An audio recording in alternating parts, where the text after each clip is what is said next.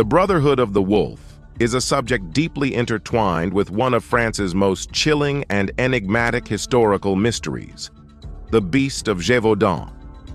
Between 1764 and 1767, a rural area in southern France became the site of relentless, horrifying attacks attributed to a mysterious predator. The creature's brutal killings, over 100 lives lost, with bodies often mutilated, struck terror into the heart of Gevaudan and sparked a cascade of legends, theories, and speculations that persist to this day. Among these theories is the notion of a clandestine organization, the Brotherhood of the Wolf, potentially orchestrating or controlling the events for purposes that remain speculative but tantalizingly plausible. The legend of the Beast of Gévaudan begins in 1764, when reports emerged of a creature unlike any known animal terrorizing the countryside. Survivors described it as an enormous beast, larger than any wolf, with reddish or tawny fur, a massive head, a long tail, and an unusual gait. It seemed impervious to regular hunting methods, evading traps, outsmarting experienced trackers, and surviving gunfire on multiple occasions. These descriptions fueled widespread hysteria and drew the attention of the French press, spreading the story far beyond the boundaries of Gevaudan. Some believed it was a single wolf of unusual size and ferocity. Others suggested a hybrid or even an exotic predator imported from distant lands. Yet the ferocity and strategic nature of the attacks hinted at something more organized and sinister, paving the way for theories involving human agency and the whispered existence of the Brotherhood of the Wolf. The Brotherhood of the Wolf, according to legend, was no ordinary organization. It is depicted as a shadowy secret society operating in the margins of French society. Some believe it was an occult group, deeply immersed in esoteric rituals and ancient European folklore, with practices that involved summoning or controlling dark forces. In this interpretation, the beast was not merely an animal but a creature imbued with supernatural attributes, either conjured or controlled by the Brotherhood. The beast's uncanny ability to evade capture, its selective targeting of women and children, and its seemingly deliberate movements lent credibility to the idea of a group pulling the strings behind the scenes. This theory aligns with the folklore and fears of the time.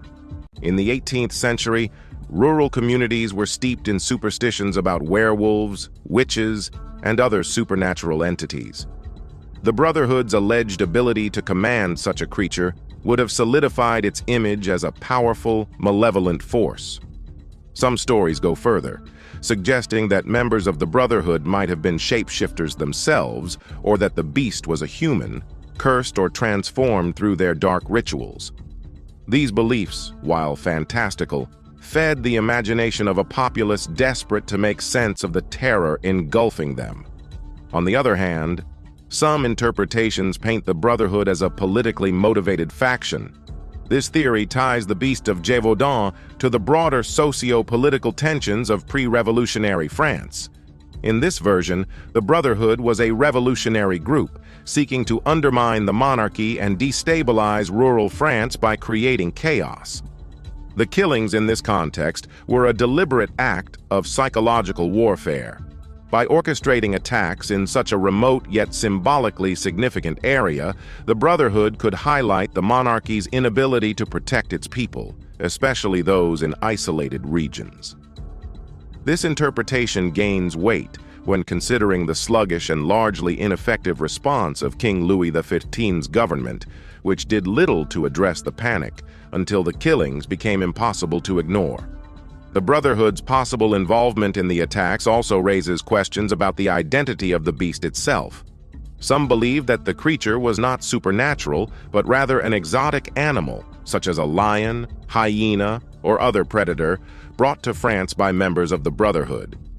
This theory suggests that the group may have trained or conditioned the animal to attack humans, using it as a weapon to spread fear.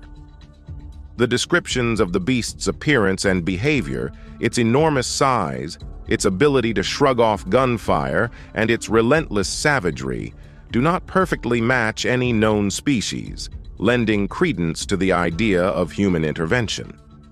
Some even propose that the beast might have been a deliberately bred hybrid, created through experimentation by individuals with knowledge of animal husbandry and training.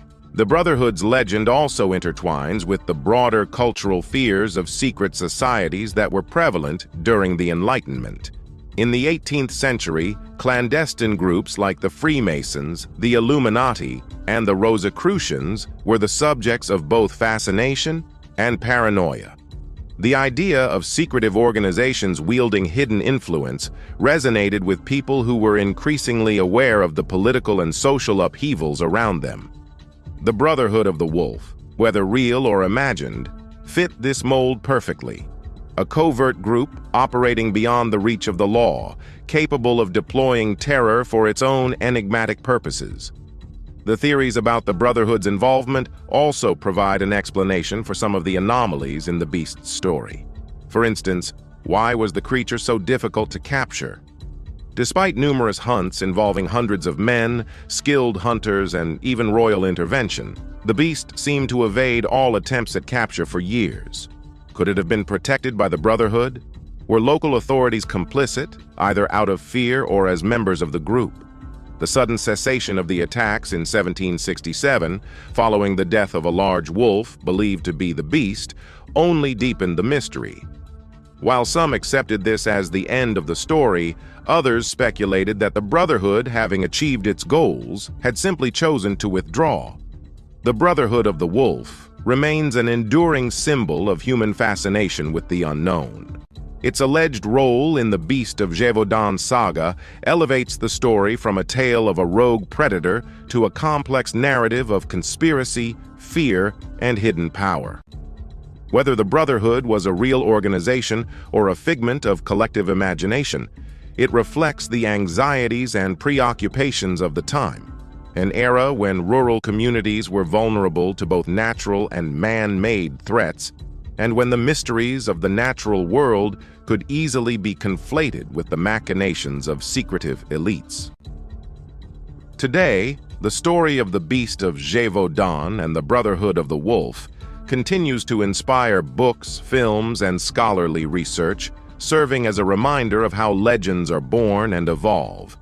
It is a tale where the lines between fact and fiction blur, leaving us to wonder not only about the true nature of the beast, but also about the human forces, real or imagined, that may have shaped its legend. The Brotherhood of the Wolf, whether it existed as an occult sect, a revolutionary faction, or a cultural myth, remains a compelling chapter in the long history of secret societies and the mysteries they inspire.